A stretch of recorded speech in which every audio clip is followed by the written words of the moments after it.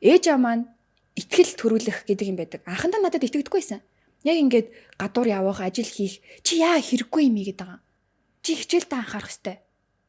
Бүх өсвөр насны хүүхдүүдэд энэ дарамт байгаа. Хичээл дээрээ л анхаарал та. Яагаад ингэ гадуур ингэ яваад байгаа юм бэ? За тэгэнгүүт ингэ би дотроо шарлж штеп би ингэ би айгу шартаа өгөхгүй. Тийм учраас үгүй би харуулна гэж бодсон. Би энүүгээр ингэ би чадах ёстой гэдгийг харуулна гэж бодсон. Тэгэх юм бол ээж аваар итгэх гээд штеп. Намайг чадахыг мэдэхгүй учраас. Амжилтанд хүрсэн түүхийг бүгд л ярьдаг. Харин уналтын түүхийг баг хэн ч ярьдаг анзаарлаа. Уналтаас сургамж авч санаа сууя. Сайн байцгаана, ингээд санаа сууя подкаст ээлжлэгийн шинэ дугаар эхэлж байна.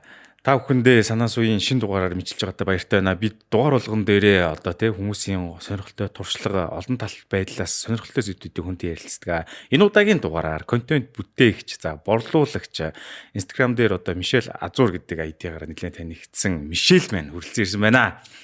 Сайн байцгаана уу? Мишель гэдэг. Өнөөдөр энэ подкастт дөрөгдөж оролцож байгаадаа маш их баяртай. Яа гэх юм бол ер нь бол олон нийтийн иймэрхүү телевизэн ярилцлага эсвэл подкастт нэх оролцоод идэггүй, ер нь бол ихэвчлэн сүүлийн 2-3 жил ямар ч газрын нэвтрүүлэгт ороогүй. Тэгээд одоо ер нь бол ингээд эхэлж байна. Тэр нь бол тэрэндээ их таатай байна. За ямар ч цаг гаргаад хүрэлцэн ирсэнд баярлалаа. Тэгээд манайх ч одоо нэг хүмүүсийн туршлагаас одоо санаа сууж хүмүүс маань үзэж байгаа хүмүүс маань санаа суух гэдэг байгаа шүү дээ. Тэгэхээр хамгийн ихэнд одоо ямар төрлийн хэдэн төрлийн одоо бизнес эрхэлж байна. Эндээс эхлэе гэж бодож байна л да. Яг санаа сууя гэсэн ч би амар санаагүй юм байдгүй. За одоогор гэх юм бол ер нь бол яг зэрэг нэлээд олон ажлууд бол хийж байгаа. Тэгээд нэг газар харьяалагдаж ажиллах жоохон дургүй байдаг. Одоогор болох юм бол яг үйл хөдлөлийн маркетинг, борлуулалт тал дээр ажиллаж байна. За бас дээрэс нь өөрийнхөө Instagram дээр контент бүтээл тал дээрээ байгууллагуудын маркетинг болон өөрийнхөө одоо бүтээгдэхүүнийг маркетинг их байдлаар ажиллаж байгаа. Бас дээрэс нь одоо утгагүй дэлгүүртэй болох гээд ажиллаж байна. Ер нь бол яг бүтээгдэхүүн борлуулах, үйлчилгээ борлуулах тэр нэлээд багасаа сонирхолтой байсан. Тийм учраас яг өөрийн гэсэн бүтээгдэхүүнүүдийг гаргаж байгаа. За мөн дээрэс нь би сургалтын бизнес хийдэг. Одоогор гэх юм бол яг контент бүтээлтийн сургалт явуулж байгаа. Тэгээд дахиж нэмэгдээд бас одоос би тусдаа гарсан байгаа. Тэгээд нэмэгдээд ийм гоё эмхтэй хүний гоо сайхан гоё бие гэдэг тал дээр сургалтаа гаргах гад тэрэн дээр бол нэлээд төлөв ажиллаж байна. Тэгээ одоогор яг нэгдтэй нэг 4-5 зэрэг ажлыг бол хийж байгаа. За. Ер нь бол өдрийн скежюл бол нэлээд шахуул явж байгаа хэрэгтэй тий. 4-5 хэр. Шахуу гэхээсээ илүү яг нөгөө тогтсон ажил хийдэг хүн биш. Бас дээрээс нь цагт баригдсан ажил хийдэг хүн биш. Яг нөгөө нэг хүний бүтээмжтэй цаг гэж байдаг штэ. Бүтээмжтэй цагаараа харж байгаад ажиллах нэлээд дуртай байдаг. Тэгэхгүй яг нөгөө нэг скежюл тааруулчаал яг энэ цагт хийх ёстой гэвэл миний ажиллах арга барил бол биш. Сууж агаад ажил гаргадаг хүн биш. Яг нэг юм тодорхой үед яг юм нэг моментод таарсан тиймэрхүү үед ажиллах юм бол би бүр ажлыг тултал нь хийдэг. Тэрийг мэддэг болохоор яг тийм ажлын наан цаанд байлгах дээр цагийн төлөвлөлтийг бол анзаараад явчихдаг. Тэгэхээр нэг өдөр бол бүтэн ингээд чилрээд амраад найзуудтайгаа иш тийш яваад гой мэдээд гэдэг ч юм уу зүгээр ингээд онгодоод удах байдлаар тэгэж болдог. Нөгөө өдөр нь болохоор бүр жинхнээсээ өглөөнөөс орой хүртэл битүү ажиллаад баг хоолч идэхгүй амрагч завгүй тэгэж ажиллах үе байдаг. Тэгэхээр тухайн өдрийн яг тийм миний сэтгэл зүй дээр юу болж ийн гэдгээс шалтгаалж нилээ ажиллах дуртай байдаг. Одоо нэг хүмүүс чинь ингэдэж шүү дээ. Яг нэг одоо бичдэг хүмүүс чинь өглөөний хэдэн цаг жишээ нь зураг авдаг ч юм уу, компьютер график ч юм уу, шөнийн хэдэн цаг ч юм яг ингэ нэг цагаа олцсон байдаг чинь яг нэг хамгийн өндөр нэг efficiency одоо бүтээлч цаг гардаг тэр цагуудаа олцсон гэсэн үг. Миний ойлгож байгаа юм уу тий? За одоо тэгвэл үргэлжлүүлээд хоёулаа контент яаж эхэлснээс нь хийж гиснээс нь ярих гэж бодлоо л да. Анх Instagram дээр хизэнээс эхлээд хэдийн хугацаанд одоо шууд хэлэх юм бол YouTube нэр ярьдаг, YouTube ч видео хүмүүс ярьдаг те 100k follow subscribe болсон гэдэг шиг followers-тай болов энэ хэд хичнээн контент хийж хэрэг цагийг зарцуул. Одоо чинь Instagram-ийнхаа аккаунтыг хөгжүүлэхдээ чинь тодорхой хэмжээнд хүчин чармаалтай байгаа шүү дээ те. Энийг хэрхэн бүтээсэн бэ? Энэ түүхээсээ болж ааж. За ер нь л яг олон нийтэд Мишель гэдэг хүний байр суурь гарч эхлээд хамгийн анханаас эхлээд нэг 5 жилийн хугацааг өнгөрөөсөн байна. Сүүлийн 5 жил яг ингээ хөрхийн даагчд дундаа яг тухайн даагчныхаа үдэн дээр бол байсан. Тийм байна. Тэгээд гэхдээ ер нь л хамгийн анх Instagram ч гэж мэддэггүй байсан. Ер нь бол Instagram ч сүүлийн үед хүчж гарч ирж байгаа шүү дээ. Тэгээд 5 жилийн өмнө бол яг үүндээ би Instagram ч байсан. Тэгээд YOLO гэдэг өсвөрийн сайт байсан. Тэр үеэр ер нь л хүмүүс нэлээд сайн мэддэг. Хамгийн их мэддэг бичлэг нь юу вэ гэхээр нөгөө цүнхэн дотроос нөгөө юм гаргаж ирдэг. Эмэгтэй эрэгтэй хүний цүнхний ялгаа гэж яагаад гаргаж ирдэг. Тэгээд тэр үедээ ингээд цүнх ухдаг охин мохон гэдэг нэртэй байсан. Тэг ингээд тэр дунд нөгөө нэг эрэгтэй хүнийхэн цүнхнээс бэлгэж гарч ирдэг байхгүй. Тэгээд тэрнийх нь reaction нь ер нь бол нэлээд хүмүүст хүрэх юмд болсон. Тэгээ яг тэр үедээ Facebook тэр нэлээд хандлт авч исэн болохоор нэр Instagram гэж байдаг те гэд нээсэн. Нэгээл бичлэгүүд дээрээ дамжуулаад нэг амар би бүр ингэдэг гэсэн те. Facebook дээр амар чухал ач холбогдол өгдөг. Instagram дээр ингээ гологдсон зургуудаа хийдэг. Facebook дээр нэг гой зураг мургуудаа хийдэг. Тэгээ ингээ Facebook, Instagram хоёр дээр зэрэг адилхан пост хийж болохгүй гэж бодоод ингээ гологдсон зураг Instagram дээр хийдэгээс ахгүй. Тэгсэн чинь амар хөөрхөн ингээл 10,000 дагагчтай болоод тэгэл тэгсэн чинь би яг Instagram-ийн нэг тийм хүчийг ойлгоод эхэлсэн ахгүй. Тэр үед. Тэгэл гинт окей, Instagram чинь илүү юм байна. Гэхдээ Facebook-ыг хайж болохгүй юм байна. YouTube-ыг хайж болохгүй юм байна. Ер нь бол хамгийн өндөр хандлттай байдаг 3 платформ байгаа. Instagram, Facebook, YouTube. Энэ гурлан дээр нь зэрэг байна гэж бодоод тэгээд ер нь бол зэрэгцээгээс явж эхэлсэн. Тэгээ одоо бол хамгийн өндөр хандлттай нь Instagram, бас хамгийн их цагийг өнгөрөөдөг маань Instagram байгаа. За тэгээ ихсэн байна. Ягаад өнөөдрийн дугаард Мишелийг онцлог оруулж яана гэхээр та бүхэнд дахиад нэмэлтээр ярихад одоо маш залуугаараа гэж хэлэх юм да. Их залуугаар одоо олон төрлийн бизнес эрхэлж जैन бас ингээд personal одоо хувийн брэндээ ингээд аюу гой хөгжүүлсэн гэдэг талаас нь би яриулах гэдэг юм л та. Одоо жишээ нь юу гэдэг нэлээд олон жил явж байгаа юу гэдэг 20 30 дөхөөд ч юм уу тэгж чагаад одоо юм тогтож байгаа хүмүүс зөндөө тэгээд тэгт талаа Мишель гэх юм бол бүр 10 тэтгэгээс л гэж ойлгоод шүү дээ. Тийм 14 төгөөс. 14 настайгаас эхэлж хийгээд одоо ингээд одоо нэлээд амжилттай олон төрлийн имиж наа гэдэг энэ талаас нь харуулах гэж одоо өөрсөн байгаа шүү. Баярлалаа. За Instagram дээр гэсэн байна. YouTube тал дээр яаж хөгжүүлсэн бэ? Ер нь явж байгаа юу? Оруулж байгаа. Өчигдөр ч гэсэндээ шинэ видео аплод хийсэн. Үзээрэй л гэдэг. YouTube болохоор уг нь анханасаа YouTube дээр байсан байхгүй юу? Урт хэмжээний бичлэг хийдэг. Яг нөгөө өөрөө амар яриа төрлийн хүн яг юм контент бүтээх амар сонирхолтой зүгээр л ингээл уцаа гаргаж ирэл янз бүрийн яриа байж байгаа. Тэрийг яагаад хүмүүст хөргөж болохгүй гэж боддог гэсэн учраас YouTube-ыг эхлүүлж исэн. Гэтэ голоор нь бол нэлээд ядраад YouTube-ийн бичлэг хийх процесс edit бол бүр ингээд яа гэдэг үе яахгүй бүр. Би edit юм биш юм байна гэдэг нэг тийм процесс яг ингээд яа гэдэг. Тийм болохоор YouTube дээр ингээд жоохон зай авсан. Тэр хоорондоо Instagram-ээр хэлж амархан штэ. Амар амархан байхгүй зүгээр л минут байсан. Одоо минут 30 болсон. Тэгээ минут 30 секундын дотор тэрийг эдитлэх 20 минутын бичлэг эдитлэх 2 асар томьёолгатай штэ. Тэгэхээр YouTube дээр нэг бичлэг бүтнээр нь хийжсэнээс Instagram дээр 20 бичлэг хийж надад илүү амар байсан гэх юм уу. Тэгээд Instagram дээр 20 бичлэг хийх нь амархан байсан учраас яг энэ хоёрын дагагчийн зөрүү, контентын зөрүү ч гэсэндээ нэлээ их байгаа. За яг өөр тохирсон амар одоо платформыг сонгож ийн гэсэн үг шүү дээ. Тийм. За сая ингээд яриануд нь гараад өнгөрсөн. Би тусдаа гарсан гэж ярьсан тий. Тэгэхээр одоо юу гэдэг те олон бизнес амжуулж яхаар хүүхдүүд ч гэдэм юм өөрөө ч үеийн хүмүүс те ангиж болох юм байна гэсэн үлгэрчийг л харуулах гэдэг юм л та. Ер нь ар гэрэнч гэдэг юм аав чинь окей гэж гаргацсан уу? Би ингээд юм ажил бизнес хийж байгаа учраас гарлаа гарсан уу? Миний ойлгож байгаа бол нас бол нэлээд залуухан тийм учраас ингээд шууд тусдаа гарахад ар гэрд нь хүндэл гарсан өөр ямар нэг эргэн тойрны янз бүрийн асуудал гараагүй юу? Яаж вэ? За энэ дээр яг ярьж байгаа. Өсвөр насны надад амар их асуудаг байхгүй юу? Насаа зарлчээ гэдэг байхгүй. Угаасаа хүн болго мэдчихэж байгаа 21-тэй. Дөнгөж 21 хүрээд одоо яг ингээ үнэлгээ нагаад ордог болсон гэдэг байхгүй.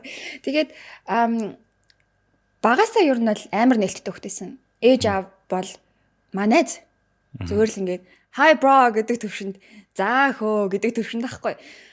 Тэнгүүт өсвөр насныхан маань за ээж ааваас нь бас болдог. Ер нь бол би бол нэлээд талархаж явдаг юм маань юу вэ гэхээр миний гэр бүлийн хүмүүжил. Бас дээрээс нь миний гэр бүлийн харилцаа байдаг. Тэгээд энэ дээр юунд нь талархдаг вэ гэхээр манай ээж аваар намайг айгу өөртөө ихтэй болгож өсгсөн. Багаас нь манай айгу нээлттэй байлгасан. Тэрэндээ ч гэсэндээ би ингээд олон зүйлийг амар ингээд хийж үзье гэж бодоод тэгээд багтаа хийх ёстой юм олцсон. Ингээд юу хийх вэ? Би юунд дуртай болоо? Би юу чадахгүй болоо гэдэг биш. Олон юм дурсаж үзээр хагаад окей энэ миний чаддаг юм байна. Энэ миний дуртай юм байна гэд тэрийг олцсон. Ер нь бол тэрийг олно гэдэг чинь амар хэцүү байхгүй. Яг нөгөө нэг би юу чадах гэж мэдэхгүй байна. Яа гэм бол би ямар чадвартайгаа мэдэхгүй байна. Ямар чадвартай хүн мэднэ гэж байхгүй ингээд бүтээгээд тэ ингээд сураад илүү дуртай ба. Тэнгүүд ээж аа маань итгэл төрүүлэх гэдэг юм байдаг. Анхандаа надад итгэдэггүйсэн. Яг ингээд гадуур явах, ажил хийх чи яа хэрэггүй юм гээд байгаа. Чи хичээлдээ анхаарах ёстой. Бүх өсвөр насны хүүхдүүдэд энэ дарамт байгаа. Хичээл дээрээ л анхаарал та. Яа тийм гадуур ингээ яваад байгаа юм бэ? За тэгэнгүүт ингээ би дотроо шаарлж штэ би ингээ би айгу шартаа өгөхгүй. Тэгээд би энэ дээр бууж өгөх ёсгүй. За нэрэл хичээлээ хийдэг гэдэг бодол надад байгаагүй. Тэгээд хүн би багасаа хүнд өрөвдүүлэх дургүй юм байсан байхгүй. Яг нэг тийм ингээд тийм учраас үгүй би харуулна гэж бодсон. Би яг энүүгээр ингээд би чадах ёстой гэдгийг харуулна гэж бодсон. Тэгэх юм бол ээж аваар итгэх гээд штэ. Намайг чадахыг мэдэхгүй учраас угаасаа зүв байхгүй юу? Ээж авч итгэхгүй байх нь зөв. Тийм учраас чи харуулах ёстой.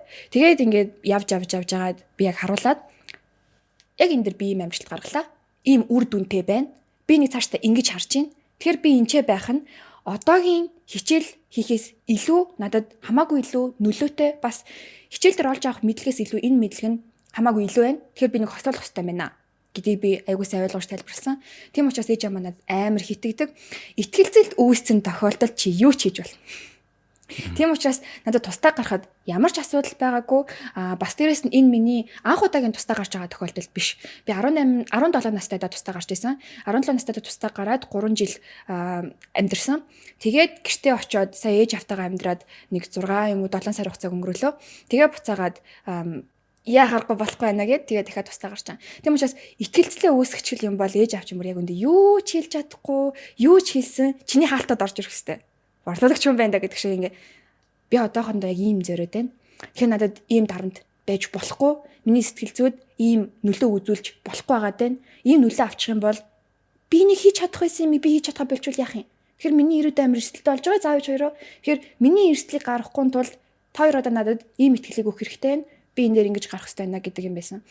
Тэгээд гарч байгаа. Тийм учраас манай өсвөр насны хүүхдүүдээ яг ингээд нэг юмдаа дуртай байчих юм бол ээж авч яг ингээд манай хүүхд хөдөлмөрлөөд байна гэд ойлгоод эхэлдэг. Тэр ойлголцлыг үүсгэх хүртлээл маш сайн хичээгээрээ яваарэ л гэж хэлсэн. За гоё тайлбар хэллээ ойлголоо. Манай подкаст ч одоо тэгэл бүх төрлийн насныхан хүн байж байгаа үздэг. Мишель ер нь экстроверт талтай юу? Төрөлхийн. Ер нь явцын дунд ингээд экстроверт болцсон уу? Явцын дунд. Тэгээд ер нь одоо юмыг айгу хурдтай тод ярьдэн шүү дээ. Энэ ярих скил одоо ярих чадварыг ер нь угаасаа байсан уу? Хичээлж байгаа суулгасан уу? Юу. Ярих чадвар угаасаа багасаа байгаагүй. Ийм хоолойгоор ирдэг. Юмд ихлэл гэж байдаг шүү дээ. Чадах юм байна гэдэг мэдрэмж. Хүн ер нь л ингээ багасаа өөртөө ихтэй байж өсөх чинь амар юм хомс тохиолдол гэж би бодоод байгаа. Яг зөв үгүйг сайн мэдэхгүй байна. Бусдыг нь ямар гэдгийг мэдэхгүй болохоор нэг хичээл хийсэн. Уран зохиолын хичээл. Манайх багаараа нэг юм ярих хэвээр. Тэнгүүд яг тэр яриаг ингээ бэлдэж байхдаа би үнэхээр ярьж чадахгүй манай багийнхаа ярьчих гэж бодсон. Тэнгүүд яахааргүй суглаал би ярих болж байгаа байхгүй. Тэр хичээлийн дүү надад хэрэгтэй байгаа шүү дээ тэр үедээ 6 дугаар ангид хаа. Тэг ингээд ярьсан байхгүй би. Ингээл амар гацаал сандраал. Тэг яагаад ч юм дундуур нь би яриад байна уу да. Би ингээ болох гээд байна уу? Хүмүүс ингээ сонсоод байна уу? Намайг ярьжсэн ч хүмүүс ингээд дугаалаад байна уу? Тэр мэдрэмж нь амар гойс нэгдээд. Тэгээд яг тэр үедээ ингээд яриад дууссан чинь надад амар гой мэдрэмж. Бүр ингээд вау. Ийм мэдрэмж авч болт юм байна шүү дээ хүн. Амар гой мэдрэмж. Тэгэл тэр үеэс хойшоо би чадна гэдгийг мэдэрсэн. Энэ үе итгэл үүсэж шүү дээ. Яг тэр итгэл үүссэн учраас артаас нь ярихад надад амар гоё юмсэн. Тэгэл тасралтгүй ярьдаг болол амар их мэдээ үздэг. Bloomberg амар үздэг багасаа. Тэгээд яг ингээд тэр үед ч нөгөө нэг ингээд юм байгаагүй. Бичлэг хийн мин гэдэг тийм ухаан надад байгаагүй. Зүгээр ингээд гүйлгэж агаад зогсоож байгаа текст болгоно би бичээд явуулаад текстийг нь бичээд яг ингээд бүтэн мэдээ бэлтцсэн. Бүтэн ингээд нүүр ингээд бичсэн. Тэгээ яг ингээд тэрийгэ барьцсан толныхоо өмнө ингээд мэдээний хөтлөгч гэж өөрийгөө мэдрээд тэрийг нэгээд орой алга ярьдаг, өдөр алга ярьдаг. Тэр бүр ингээд дадал болсон. Тэгээ тэр дадалгаас за бас дээрэс нөгөө нэг хэлний дасгалууд тийм дасгал түргэн хэллэгүүд тиймэрхүү зүйлийг айгүй хийж агаад одооний энэ ярих чадвар үүссэн. Одоо л би ямар ч сул өгөхгүйгээр маш гоё цэцтэй мэдээллийг хүргэж чадна. скриптээ бэлтчих юм бол би тэрийг нэг уншаа шууд хэдэлцдэг. Шууд хэдэлээд за би 1 минут 30 секунд рeel хий. Скриптийг бэлтцсэн байгаа тохиолдолд би минут 30 секунд реелийг яг минут 30-т нь хийдэг. Тэр нь гэхдээ 6 дугаар ангиас хойш гэхээр бараг 10 жилийн процесс өрнөж байгаа. Энэ процесс донд өглөө болгоны бэлтгэл, орой болгоны бэлтгэл, тэгээ тэр нэг баахан цааснууд надад бүр дэвтэр нь байдیں۔ Ингээ бүх мэдээг бичсэн. Тэгээ ингээд уншаад одоо би бараг мэдээг нь ярих гэх юм бол би ярьчаад нэг тиймэрхүү байдлаар ингээд дуртай л байсан. За, ер нь бол нэлээд хичээл зүтгэл гаргаж иж одоо гоё энэ soft skill-үүдийн нэг гэж ярьдаг ярих чадвартай болсон байна. Энэ яг ингээд хичээл зүтгэл биш шаха. Би нэг хичээсэн гэж боддгүй. Ер нь нэг хичээх гэдэг процесст би амар дурггүй. За, тэгвэл ямар процесс болох вэ? Хинчээ хичээлд за хичээн гэдэг чинь ингээд нэг юмны төлөө ингээд мэдгүй би нэг тайлбарлаж чадахгүй байна. Гэтэ ингээд олон дахин давталтыг л би хэлэхэд юм л та. За тэгвэл давтамж бол байсан. Гэхдээ энийг хичээл зүтгэл гэхэр чинь нэг тийм хүн юм шиг даран тавих гэдэг юм шиг надад тийг санагдаад байдаг байхгүй. Тэгэхээр яг ингээд нэг хичээгээгүй. Тэгвэл дадал болсон. Бид хоёрын одоо генерашны ялгаач гэдэг юм уу те. Тухайн хичээх зүтгэл гэдэг үгний ялгаа бол өөр байгаа юм байна гэж би ойлголоо.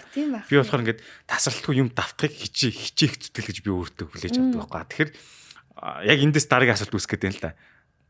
Таны болон танай үеийнхний генерашныг болохоор арай өөрөөр хүлээж авдаг байна. За тэгэнгүүт одоо ингээд ихэнх октоочд юм уу хүүхдүүд юм уу бас ингээд нэлээ олон followersтэй болоо те ингээд бас юм ингээд зармаар санагддаг л байна. Тэд нэр голцоохон Instagram-аар одоо юу гэж орж ирж асууж байна. Хамгийн их орж байгаа асуулт нь яг таны өөрөө ч юм болон тэрнээс доош насныхан ер нь юу гэсэд байдیں۔ Яг ингээд хүмүүс танигдах гад байд юм уу, юм зармаар байд юм уу? Хамгийн их асуудаг асуулт нь түгээмэл асуулт нь юу гэж орж байна. Юм зарах гэдгийг ер нь бол мэдэхгүй байх. Тэгж бодож байна. Яаж өндөр даагчтай болох уу? Яаж контент хийх үү? Яаж ярьж сурах уу? Яаж таньшигч хийнэ шугасаа баг наваа чи гэж дуудахаар хүмүүс ирдэг. 21-т болохоор яаж хамшиг амьдрах уу? гэж л ер нь их л асуудаг. Яг нэг асуулт ирж байгаа байдлаар нь бол тэгээ бас энэ уцыг ханаас авсан тэр уцыг ханаас авсан наа чи хаана идэж байгаа гэдэг юм уу тиймэрхүү их асуултууд хамгийн их татамжтай асуултууд нь тийм.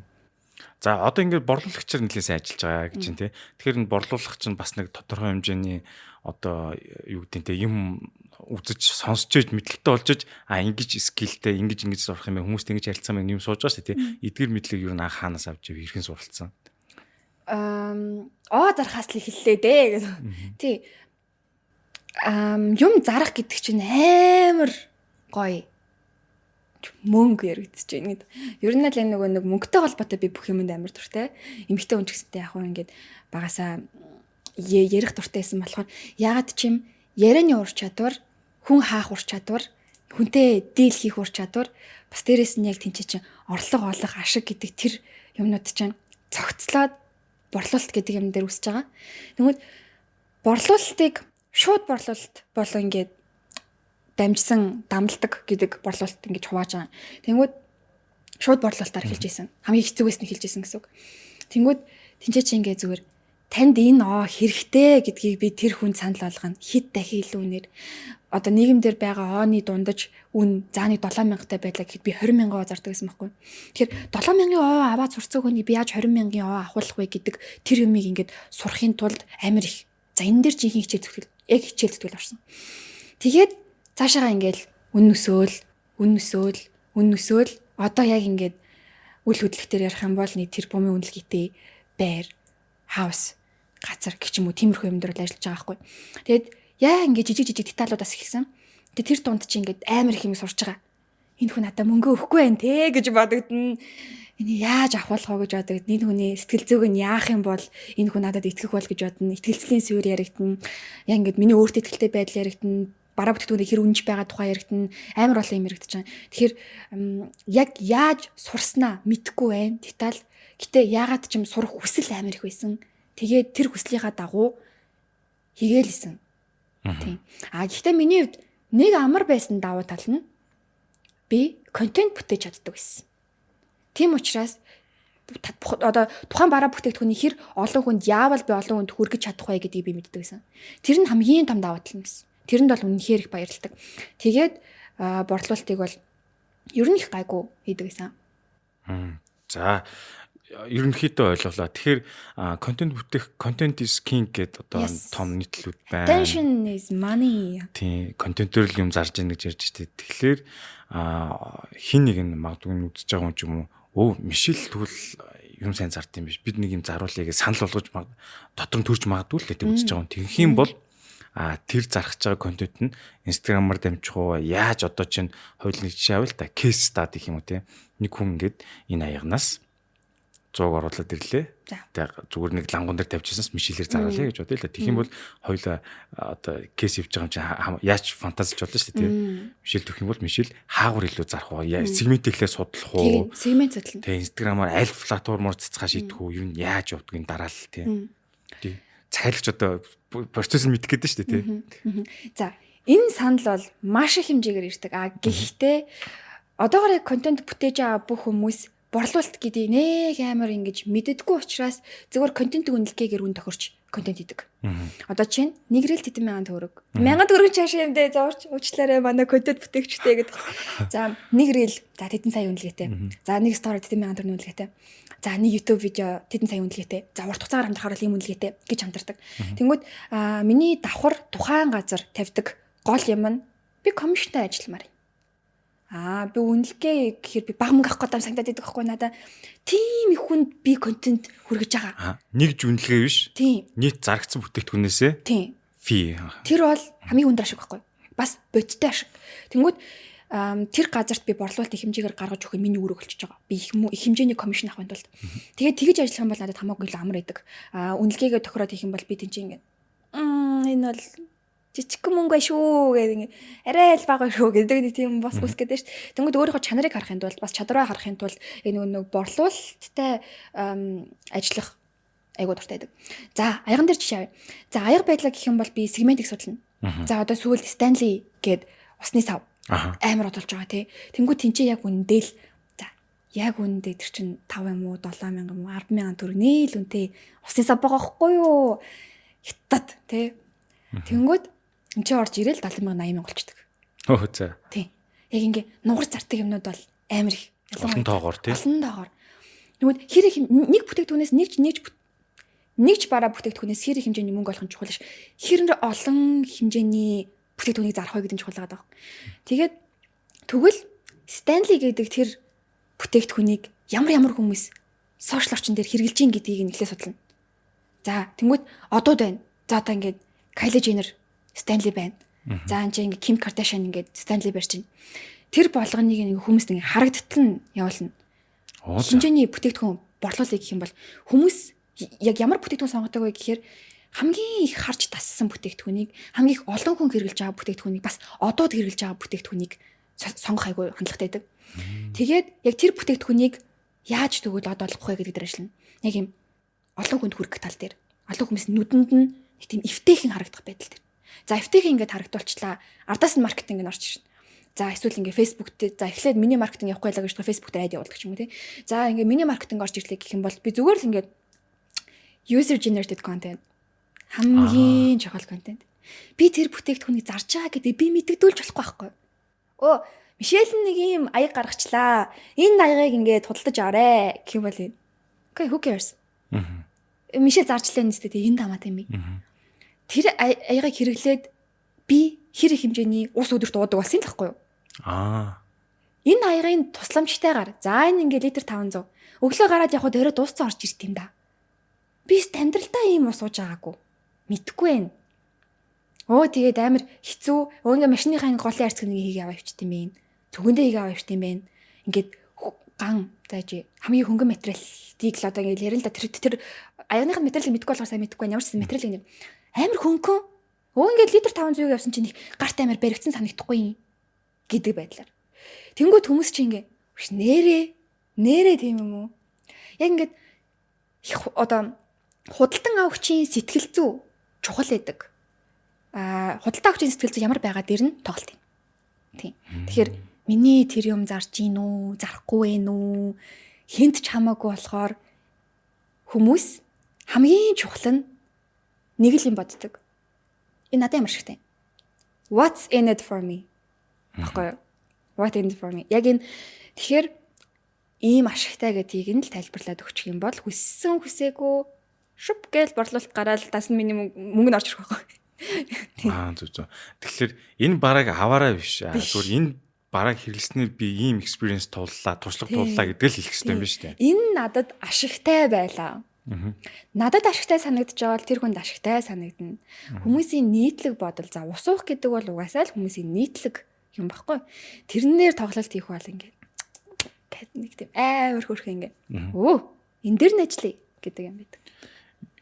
Одоо user generated content гэж шүү дээ. Тэгэхээр эн чинь бас дан ганц хүнээр хамааралгүй багийн тоглолт ордог шүү дээ. Тэгэхээр мичил юу н бага бүрдүүлсэн хамтарч ажилладаг одоо communityтэй гэсэн үг үү?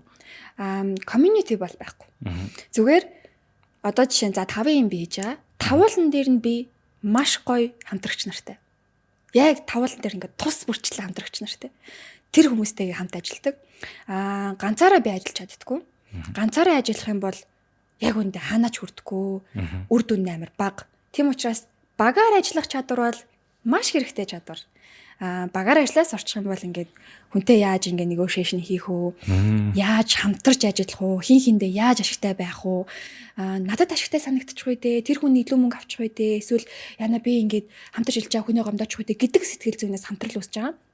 Тийм учраас хамтарч ажиллаж байгаа хүмүүстэй бол би амар талархалтай байдаг. Тэр хүмүүсийг олж авсандаа тэр хүмүүс миний амьдралд байдагт хамтдаа ажилдагт би маш их талархдаг. Үнэхээр гар нийлж ажилдаг. Хин хинийхээ зан мэддэг. Тим хамтрагч нартай болчих юм бол адилчин бол ингээл сайхан.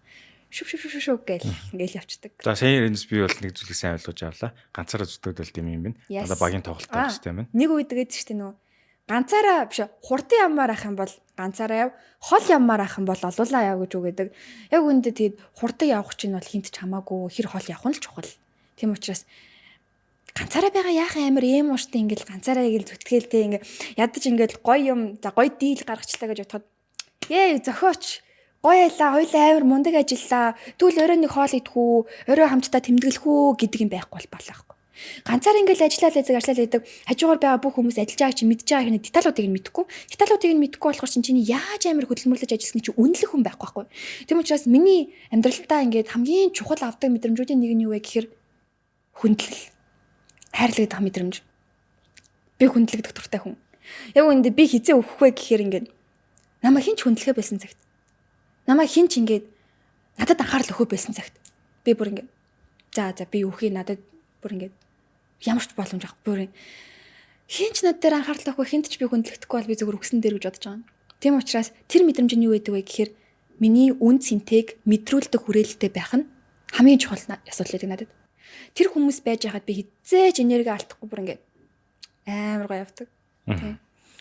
За маш сонирхолтой. Ер нь бол хамтаараа тэгээд нэг нэгээ хүндлэх хэрэгтэй юм байна. Ойлголоо. Тийм. Тэгээд одоо ингээд хамтарч ажиллаж байгаа хүмүүстэй ингээд кофе аваад орох юм амар сэтгэлэхгүй юу? Тэгээд найстаа нэг идэх юм аваад ороод ирээч. CV-г хоттаг аваад ороод ирээч гэх юм бол ингээд хоттаг нь авснаа өөр давхар юмд нэмээд аваад ордог. Эсвэл ингээд найзынхаа өндөр би жоох муу байнаг бол за тэгвэл би машин нэмэрчээ. За тэгвэл ингэчээ гэдэг нэг тийм хамтын би бинийг хүндэлж байгаа, хайрлаж байгаа, сэтгэл гаргаж байгаа тэр мэдрэмжүүдэд би хамгийн дуртай байдаг учраас багийн ажиллагаа. За тэгээд энэ дэр нэг юм юу вэ гэхээр за тэр хүн чинь тэгвэл буцаага чам сэтгэл гаргахгүй яах юм бэ гэдэг нь хүмүүс хэлдэг. Чи мишэл ингээл амар хүн сэтгэл гаргаал идэг. Тэгээд чамд буцаага сэтгэл гаргахгүй яах вэ? Тэгээ ийм бодолтой идэг заяа. Тэгээ би асуунгууд нь хариулж байгаа юм. Ямар хамтрагчтай баймаар байна? Яг тэр хамтрагч нь чи өөрөө болчих. Тусгал нь өөрөө болчих. Тэгэх юм бол ингээд чамаас гарч байгаа мэдрэмж чинь тэр хүн яг үндэ бусад хүмүүс сэтгэл гарахгүй байж болно. Гэтэ чамаас тийм аваад ирэхээр бүр ингээд даалд ухамсар нь чамд үг гэж хэлдэг. Тийм учраас ингээд адилхан өгдөг. Тэгэхээр хин хиндэ байнга тогтомжтой тиймэрхүү юм байдаг. Тэгэхээр яг нөгөө нэг ямар найз баймаар тэр найз нь өөрөө бай, ямар хамтрагч баймаар тэр найз нь өөрөө бай, ямар их нэртэй болмоор байна, тийм хэмжээний нөхрөн бай гэдэг ч юм уу тиймэрхүүнүүд надад айгуу чухал санагддаг. Үнэн санагддаг. За мартаас өмнө нэг асууч. Одоо нэг сая борлуулалт явуулаа. Одоо хэдэн тонны бүтээгдэхүүн зарагдсанаас нь хамаарч комисшн авдаг гэж байна шүү дээ. Тэгэхээр тэрийг одоо Монголын нөхцөл төр нь яаж хэмждэг юм бол? Яг ингээд контент гаргачлаа шүү дээ. Тэнгүүд яг миний инстаграмаар рилээс тэлбэн ширэг гарлаа гэдэг хэмжиж бас хэцүү байгаа шүү дээ. Яаж тэрийг зохицуулт юм бол? Ингэдэг би байгууллагууд дээр дугаараар ажиллах амар дуртай байдаг. Танай байгууллага дээр зөвхөн надад зориулсан дугаар хэрэгтэй байна. энэ дугаараар холбогдож байгаа бүх хүмүүс миний л хүмүүс гэсэн үг. Би тэр дугаар дээр хитэн дуудлага ирж байгааг би өөрөө хэн чадна. Одоо нөгөө юуны лайн байна. Тэгээд ер нь л ингээд хит хитэн хэмжих бол ондоо бол дугаар гарцдаг тийм.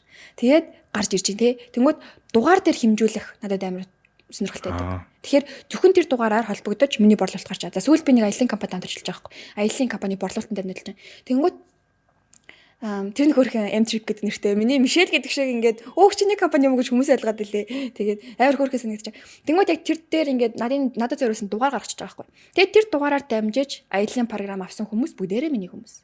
Тэгээд комишн авчдаг.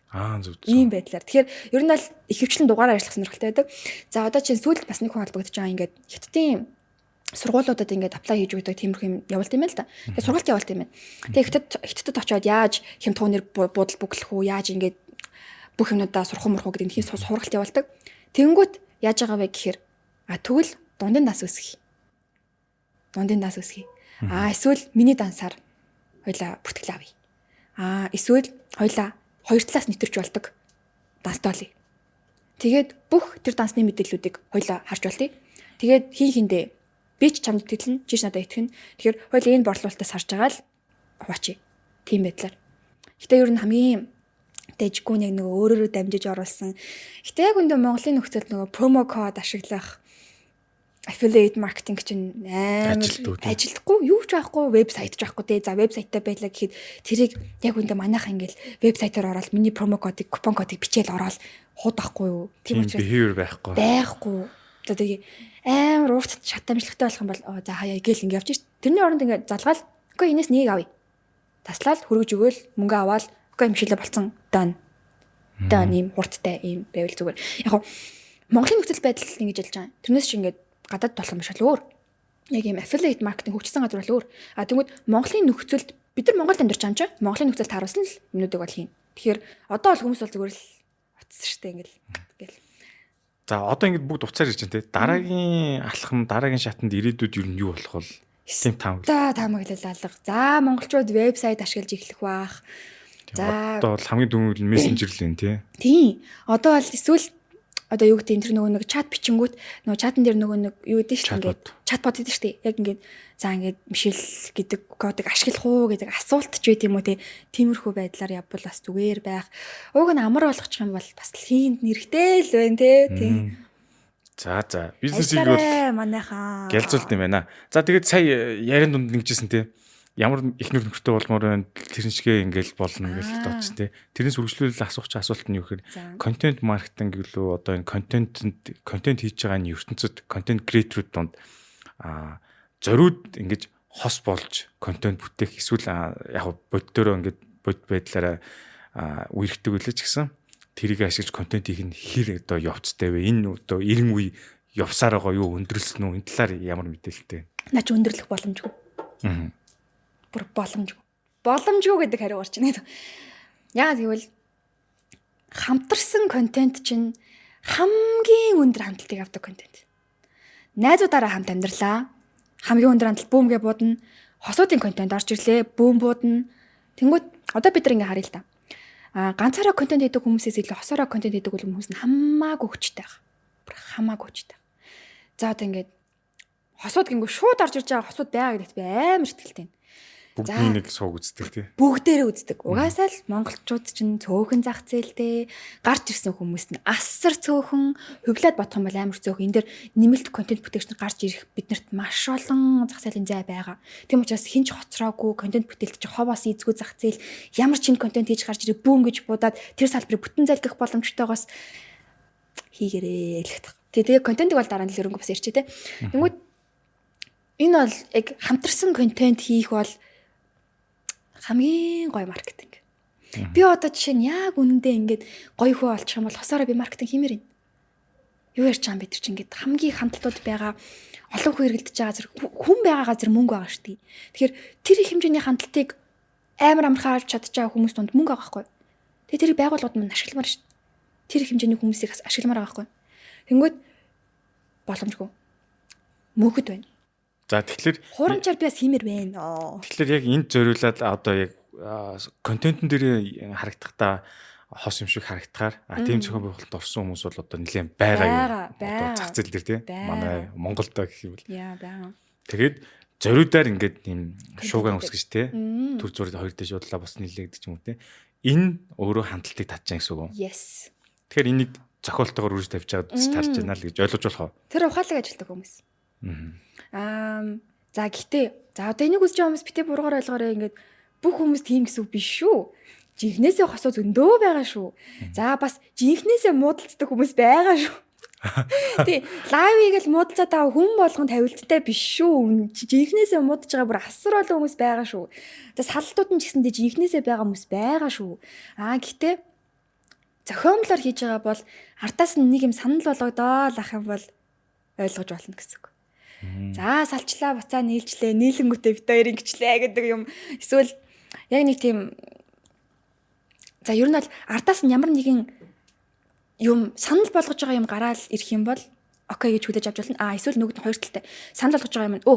Над дээр одоо ийм их хэмжээний хандлт ороод ирсэн чи газ нэг ашиглая гэж байгаа хүмүүс байгаа. Тэгэхээр ер нь бол тийм тавилттайч байгаа, тавилтгүйч байгаа. Аль талдаа л зөндөө байгаа. Тий. Би бол одоохондоо тавилттай юм хийсэн удаа бол байхгүй. Яг одоогоор тавилттай юм хийгээ бас хандлт дамаар байна нэрээ. За ойлголоо. Ер нь бол контентын зах зээл иймэрхүү байна. Тэнгүүт нь өөр нэг талаас нь асуух гэдэг юм л та. За одоо ингээд хүмүүс контент хийж байна. Тэгээд саяын өөрөд нь хэлдгээр ингээд хосороо байна, хандлтыг авч байна, янз бүрийн драма үсгэж байна те. Тэгэнгүүт зүгээр нэг үнцгэн шүү. Заавал энэ бодтой галбгүй.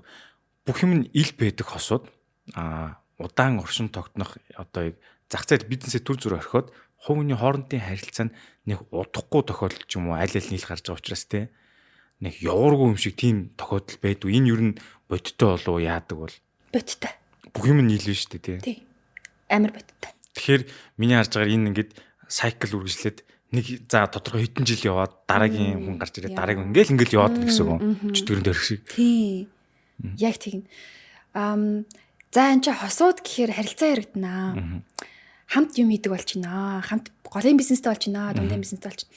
Тэнгүүт яг тэр хоёр яг үндэ салахгүйг нь бид нар мэдэхгүй шүү дээ. Тэгээд өөртөө ч мэдэхгүй зэ өөртөө ч мэдэхгүй ингээд олон нийтэд харагд одоо ингээд контент бүтээж байгаа. Тэнгүүт эрсдэл чи тэрнтэй үргэжсэн энэ энтэй үргэжсэн. Одоо ингээд салцсан. Ингээд хайрын гэр бүл ингээд салчлаа. Эхнэр нь ямар тийм бэ, эмэгтэй нь ямар тийм бэ гэдэг тийм яг тийм эрсдэл бол амар өндөр. Тийм эрсдлийг ингээд бүр ингээд хүлээж аван байж контент хийж байгаа бүх хүмүүстээ маш их баярлдаг би. Ямар хүчтэй сэтгэл зүгээ. Яа тэгвэл би хосоороо контент хийдэг байсан. Амар их хичээл зүтгэл байхгүй. Тэг ингээд хайда бодогдно. Ууг нь салчмаар байдаг. Дааж ингээд хамт контент хийдэг. Бүх хүмүүс мэдчихээн да. Одоо яах вэ? Яаж арын тэр бүх юмыг даах вэ? Яаж сэтгэл зүгээ тайван байхгүй? За ингээд нэг хүнтэй ингээд хамт байгаа гараад ирсэн. Артаас нь би ямар ч хүнтэй хамт байх ирэхгүй болж байгаа ч юм шиг тийм үдч хүмүүс бол мөнхийн цуг байх юм шиг ойлгочтой шүү дээ. Яа тэгж байгаа байхгүй. Хөө хин хоёр шиг л гоё асууд байхгүй. Тэ? Тэнгүүд яг ингээд дотоод харилцаанд болохгүй байж тээ. Хэрэлдэж гин. Chemistry болохгүй хаад. Хэрэлдэж байгаагаа ингээд харуулчихгүй угаасаа гоё аа харуул ажиллаа бодно. Тэжиж мөнгөөр гэдэг чинь. Маркетинг авч байгаа. Тэрийг хийх хэрэгтэй байгаа гэдэг. Маргааш зураг авалттай. Өнөөдөр хэрэлдсэн. Маргааш яа зураг авалтанд орох вэ? Яаж ч жагаал орхолохгүй тий. Тэгэл ингээл хөрөмтлөгдаал яваал энэ яг тийшт ер нь. Тэгэл ер нь салахаар бас хэцүү л байдیں۔ Өөрөө нөгөө нэг салаад нөгөө яатсан болохоро. Одоо тэгэхээр яг ийм хамтдаа контент хийж байгаа хүмүүсийн нэг дархлаа суух юм нэг даун тоолох нэг та. Хоёрт нь ажлаа бас тооцох хэрэгтэй болоод байна шүү дээ. Ялж яахгүй тий тэрийг одоо аудиенстэй зөвөр ойлгуулах гэдэг юм байгаад байна шүү дээ. Солонгос төлийн бүр 5 юм болд нь шүү дээ тий.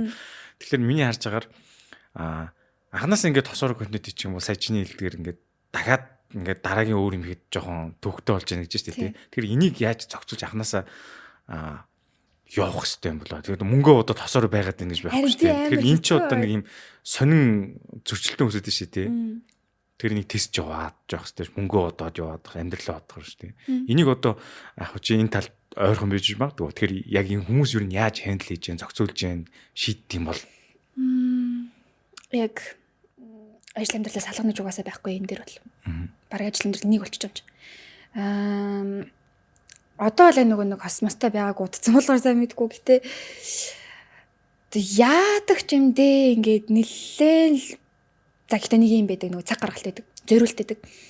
За ингээд ажиллаа бодвол яг бид хоёр ажлын хамтрагч билүү гэнийг бодох тийм үйдэг. Тэнгүүд бид хоёрын хосын ярилцаа хийчихсэн бол бид хоёрын нөгөө би биндээ гаргадаг цаг хийчихсэн бол бид хоёрын 7-т 2 удаагийн болцоо яатсан бол тиймэрхүү. Тэгэхээр яг ажил нь ингээд их болох тусмаа хосын харилцааг бүр өндөр дээр л гаргах нь л амар чухал. Орой унтахаас өмнө баг 2 цаг ярилцдаг ч юм уу тий. Ингээд бүр ингээд огт ажил ярихгүйгээр хамтдаа гоё байдаг ч юм уу. Тэр хоёр өмнө контент хийдэггүй байхдаа тэгэл амьдарч л байсан байгаа ш. Хосуудаар үргэлж ингээл гоё л яжсэн байгаа ш. Яг тэр үедээ байсан бүх процессуудыг бүр гүнзгий хийх, маш их чин сэтгэлийн ярилцлага хийх, би биндээ бүр илүү халамжтай болох. Яа би энэ бичлэг адилч чи битээ ингээд надад саадлаад л та гэдэг тиймэрхүү ингээд би биндээ муухай санагдах. За би чухал биш ажлын чухал юм байна гэдэг юм санагдуулахгүй байх. Тэр мөрөмнүүд амар чухал. Ялангуяа хосоор ороод ирэхээр бас ингээд нэлээд чухал болчт юм аа. Тэгвэл сүүлдний залуутай дээдэлж яхад ингэж байгаа байхгүй. Чи айгүй их хуцаа оролцдог. Чи амар их ажиллаа хийдэг. Чи миний хажууд байхдаа ингээд видео эдэлж чинь одоо оруулах цаг нь болчлоо. Ингээд цаг нь боллоо. Тэгээ би энэ дээр ингэж тэгж ингээд байдаг. Чи надад юу цаг гаргадаг. Тэм болохоор би чамаас адлаа гэж байгаа байхгүй юу. Тэнгүүд яагаад нөгөө хамтдаа байгаа цагийг амар үнэлэх хэрэгтэй юм байлээ л дээ. Тэгэхээр одоо хосороо контент хийлэхэд тэр хийсэн одоо контент хийсэн зарцуулсан цагтаа энэ тэнцвэрч хувийн одоо өөрсдөө орон зайг үсгэж ижил авч явах нь шүү дээ. За ер нь бол тиймэрхүү юм байна. За тэгэнгүүт нь Мишель бол одоо ер нь дархлаа суудсан баг те ингээд сошиал хейт одоо хүмүүсийн доромжтол янз янзын орж ирж байгаа ш. Ялангуяа эмэгтэй хүмүүс рүү арай их орж ирдэг баг. Ингээд огт болоогүй зүйлийг янз бүрээр зохиогоод тэгсэн гэсэн байна. Хостой байгаа үед ялангуяа тийм юм ирдэг те. Эднийг бол дархлаагаа даваа гарцсан тий. Гарцөө. Одоо тэгэл хэд хэдэ хамгаалт ингээл те хийлгээл тэгэл чихмихээ хийж хоосон байлгаж байлахгүй. Тэгээ бас шүтлэгтэй. Шүтлэг угаасаа байх хэрэгтэй санагддаг. Яад ч нэг итгэл байгаад хаар тэнцээ чи нэг миний фокус арай өөрчлөгдөж байгаа шүү дээ. Тэгэхээр би угаас хамгаалагдаж байгаа зүгээрээ гэдэг мэдрэмж. Тэглээч юу ямар ч юм ирсэн тэгэл тоохоо бэлдсэн бэлээ. Нэг бараг инээж устгаж бас ёо энэ ингэж гэж мэддэг ч юм уу. Тиймэрхүү юм бол байдаг болсон бэлээ шүү. Нэг амар сэтгэл санаагаар унах. Ер нь унааг удаж гинөө. Зөв. Нууц шууд шүтлэгтэй гэдэг нь аль талтай вэ? Дорны Азийн соёлын юм. Шүтлэгтэй гэдэг нь юу аахгүй юу да? Би цаавал яг нэг юм за эсвэл буддаа шүтэх эсвэл христ шүтэх албагүй байхгүй юу. Зүгээр шүтлэг гэдэг чинь итгэл үнэмшлийн тухай ярьж байгаа шүү дээ. Миний сэтгэл зүй ингээд за итгэл үнэмшлээд ярихаар би зүгээр л залбирч байгаа бол би шүтлэгтэй л гэж яв. Зүгээр л тэгж ингэж чинь баг ингээд зүгээр талархал хэлж байгаа чинь эсвэл нэг амар нэг юмд ингээд шүтээд байдгүй ч гэсэндээ зүгээр нөгөө итгэл үнэмшлийн суурь нь за суурь нь бүрдсэн байдаг. Хамгаалттай шүү гэхээр би одоо нэг тийм цаана гүрч юм багч нэг юм байд юм болов ойлгохгүй. Зүгээр ингээд хамгаалт гэдэг чинь зүгээр нөгөө мэдрэмжтэй ингээд айц багсгаж штэ. Айц багсгаж байгаа. Тэгээд миний фокусыг арай өөрчилж байгаа л юм гэсэн үг. Тим юмтай болчихгүй юу манайхаа нэг. Би хамгаалагдсан хүн. Би ингээд тэнгэрээс заяагсан намайг манай тэнгэр хамгаалж байгаа гэдэг ч юм уу те. Тэнгэрчлэгтэй хүмүүс байдаг ш нэрээ. Яг нэг тийм мэдрэмж л ингээд өөрийгөө тайвшруулах л гэдэг юм уу те. Зөв. За ер нь ойлголоо. За тэгээд түрүү ярин дунд ярин нэгэнд гарч байсан. Ингээд би ингээд анхааралтай байх юм бол анхаарал над байхгүй бол би үхнэ гэдэг нэг дэврэг мэт ч тэ. Тэгэхээр тэн дээр ингээд анхаарал татханд бол би ингээд гоё байх хэвээр эмхтэн өнлөг байх хэвээр тийм талын сургалт явуулдаг гэсэн. Энийг дэлгэрүүлж ярил юу яг ямар юу одоо чинь гоё сайхан харагдахаас илүү тэ өөр зөндөө өмнөд байгаа шүү дээ. Educated тал тэгээ тэ. Энийг базаа сургалт болгож байгаа юм. Энэ дээр ер нь юу яригдтiin? Яг ийм төрлийн сургалтыг бол би заах болоогүй. Тийм гэхдээ зөөр нөгөө нэг тэр нь ямар сургалт вэ гэхээр эмхтөний гой сайхан талдаа нөгөө зөв хооллох уургийн дотор юм уу гэдэг ингээд одоо манай найз бит хоёр хамтраад яг иймэрхүү юм хийж байхгүй нэлээд сайн судалж байгаа ном нэлээд уншиж байгаа нэлээд олон бичлэгүүд үзэж байгаа тэр талаар ингээд цаашдаа гарах байгаа. За саяны асуултан дээр зөв би сургалт гаргаагүй байсан ч гэсэндээ ярих юм бол ямар ч хүнд нэг л юм амар чухал санагдаад идэв надад бол характер хүний характер. Яг нэг тийм би бол жишээ нь өөрийгөө амар авраатай, амар харисмтай хүн гэж боддог. Гэж хэлэнгүүт би тэгж харагддаг байхгүй юу? Нэг хүнийг ингээд нөгөө нэг за тарих угаах гэж хэлгэнэ шин. Ер нь ихтэй тарих угаалт.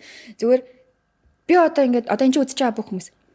За энэ юм амар нууц задлах чинь шүү манайхаа. Би амар харисмтай хүн. Би амар өндөр авраатай хүн.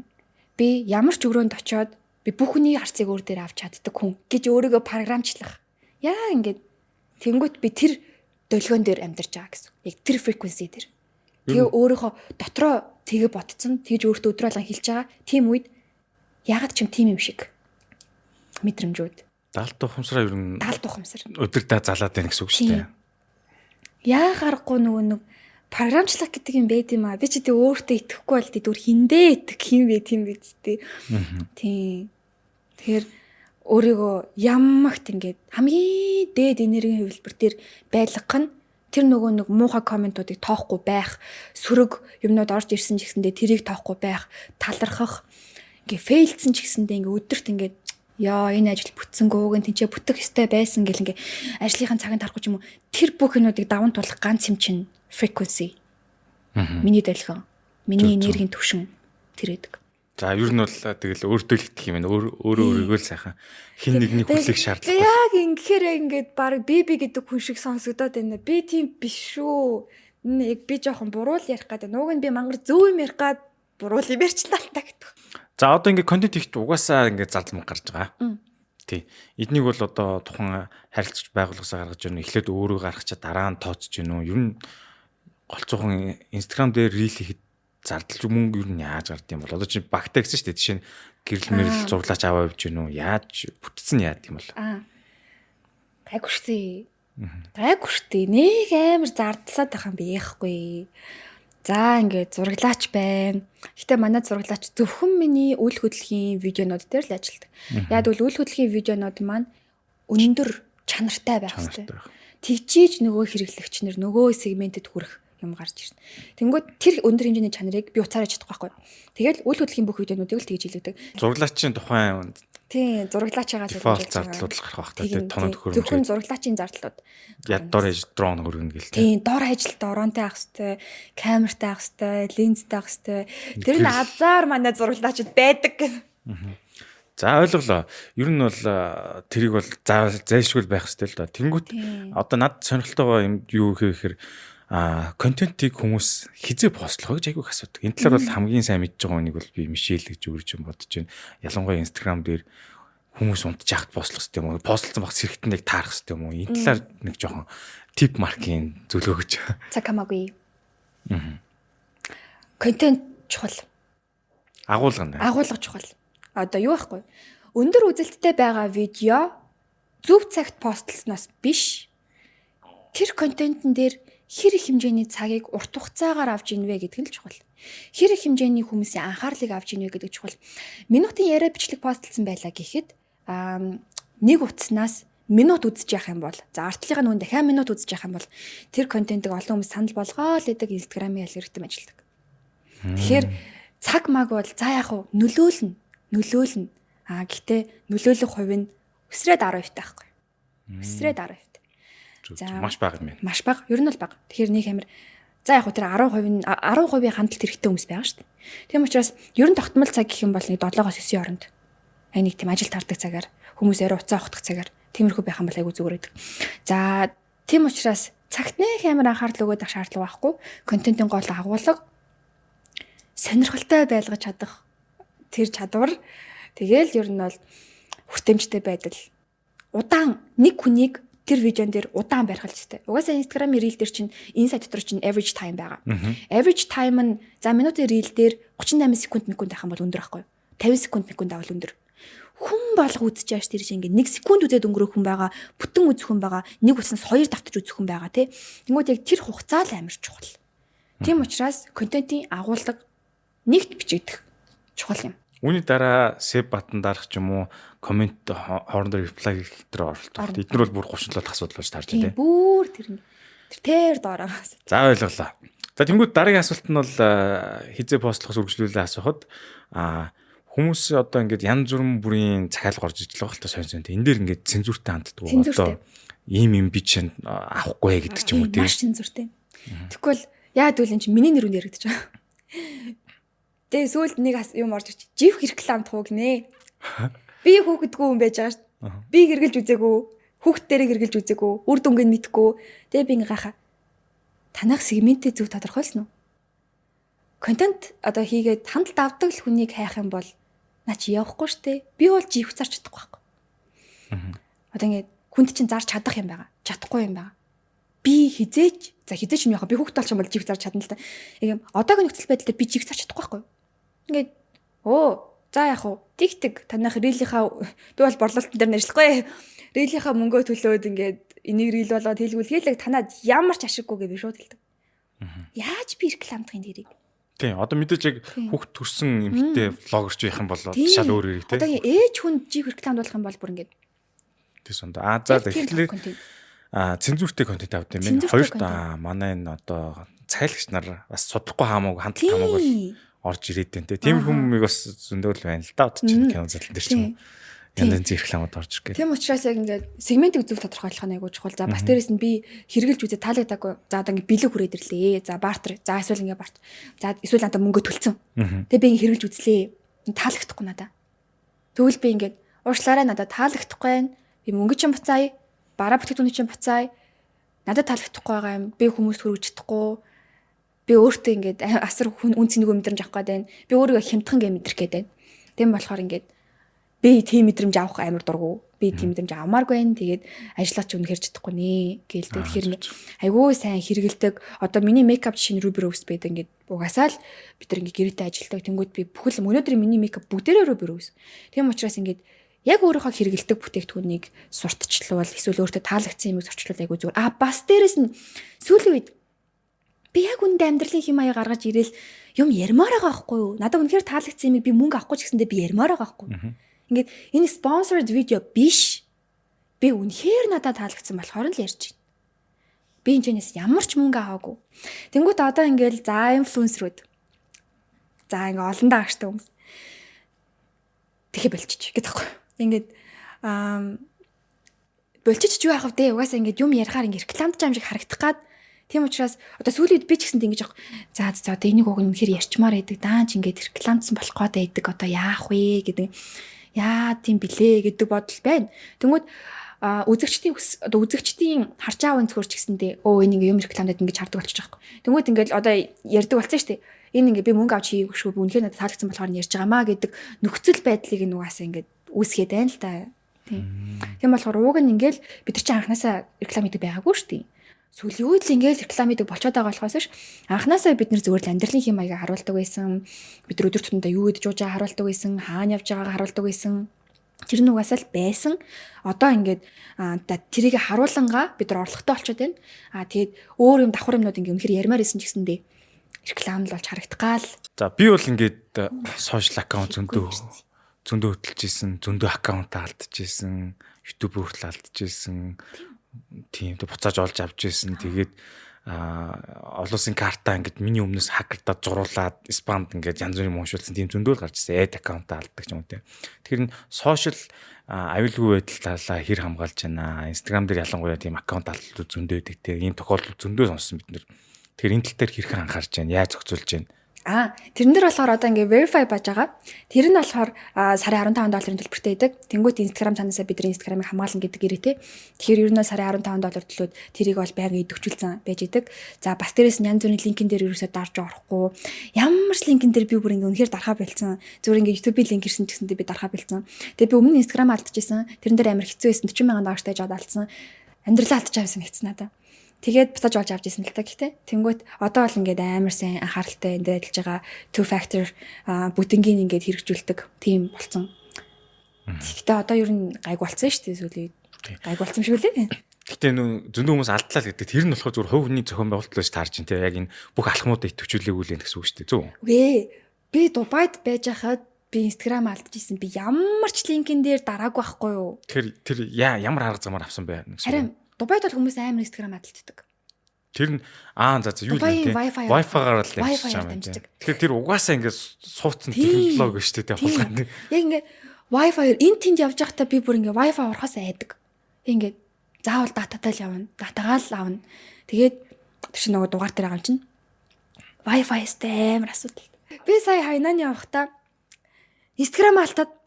За яг одоогийн аккаунт. Би яг одоогийн аккаунт алдаад 120 мянган дагч.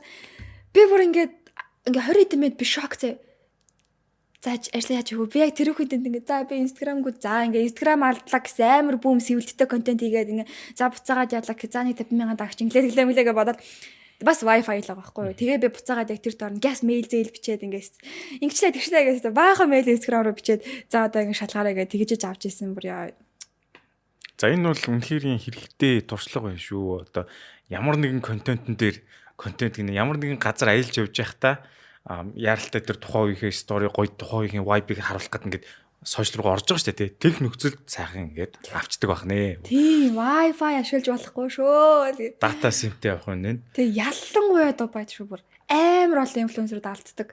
За ингээд ихэнх залуучууд бол Instagram-аар хараад Мишелийг одоо гоё үсгүй байна гэж янз янзын биччихэл байгаа л та. Тэгээ эндээс цаашаа юу асуух чинь тэгэхээр Мишель 21 настай одоо ингээд өөрийнхөө хэрэгцээ та бүх юмыг бүтээчихжээ. Байр машин юу гэдэг те яг хоёр амьдралын суур хэрэгцээ бүгдийг бүтээсэн. 21 настай энэ бүгдийг бүтээсэн өнгө бас тийм олон биш байх. За тэнгууд нь үүнээс ургуулад юу асуух чинь гэхээр юм жоохон тийм хүчрхэг эмгтэй гэсэн дүр төр харагдаад байна л да. Өөртөө ихтэй юу ч чадна те эрэгтэй хүн байсан байгаа үг ингээд баг гэлтэй юма зохицуулж чадна. Тэнгууд бод байдал дээр эрэгтэй хүмүүс нэг тиймэрхүү эмгтэйгээс нэг зайварх гэж юм уу. Өөрөөс нь нэг тийм том амбицтай, эрэгтэй хүмүүс нь том одоо юу гэдэг. За орлогыг өсгөх ч тийм байх юм бол холддог ч юм уу. Тиймэрхүү юм дэлхийдээ байдаг. Энийг яг эрэгтэй хүний Mr. Nice Guys гэдэг тийм 12 синдром байдаг хөө тэрний л нэг л байгаа.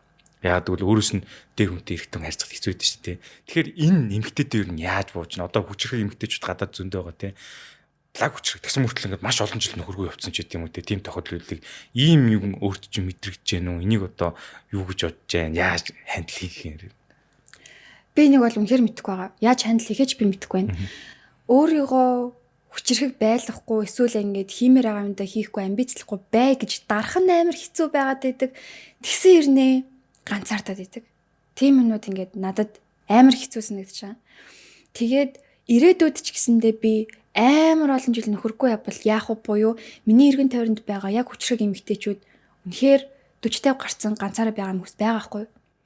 Би тэд шиг байхаг хүсэхгүй байхгүй юу? Яг үндэ би хүчрэгч баймааргүй байгаа. Эмэгтэй хүмүүс амар гоё эмэгтэйлэг байх хэрэгтэй шүү дээ. Би одоо жишээ нь ингээл амар эмэгтэйлэг байгаа л эрхлээл, тунаал би энийг чадахгүй байх, би энийг онгойлгож чадахгүй, би тэрийг авч чадахгүй ингээ байж юмар байгаа байхгүй юу? Тэрний эмэгтэй хүний хамгийн гоё мэдрэмж штий. Би тэрийг яг ингэж хийж чадахгүй байгаа болохоор надад амар хэцүү байгаа. Би ингээл эмэгтэйлэг байх гал яг хөө би ингээ гадаа төрхөөрөө бас ингээ заашаараа байгуу эмэгтэйлэг хүн. Гэтэ яа харахгүй олон нийт даяараа мэдж байгаа одоо яаж явж байгаа ингээ бүгднийг ингээ хараад байна штий. Тэгмэд хүссэн хүсээгүй амар зай барилттай. Нэг амар баг халамжлахгүй ч угаасаа л өөрөө чадах юм чинь. Чи чамд бараг эрэхтэй хэрэггүй. Энэ яриад надад ингээ бүр зүрх рүү ингэж ордог байхгүй бүр ингээ. Амар хэцүү. Тэгэхээр би одоо тэгээд уг нь миний заяа амьдралын хамгийн гол хүсэл би сайн эхнэр ахыг хүсдэг байхгүй. Би амар мундаг эхнэр ахыг хүсдэг. Нөхөртэй амар халамжтай, амар гоё гэрээ авч явдаг. Нөхрийнхөө зорилгын төлөө би өөрийнхөө амьдралыг зориулдаг эмэгтэй баймаар байгаа байхгүй.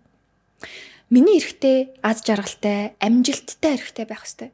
Би тэр эрэгтэйг амар сайн хүндлээд, хайрлаад, ард нь байгаад миний эрэгтэй амжилтаа ингээд хуваалцахдаа миний эхнэр байгаагүй бол би чадахгүй байх байсан гэдэг үгийг би сонсмоор байгаа байхгүй.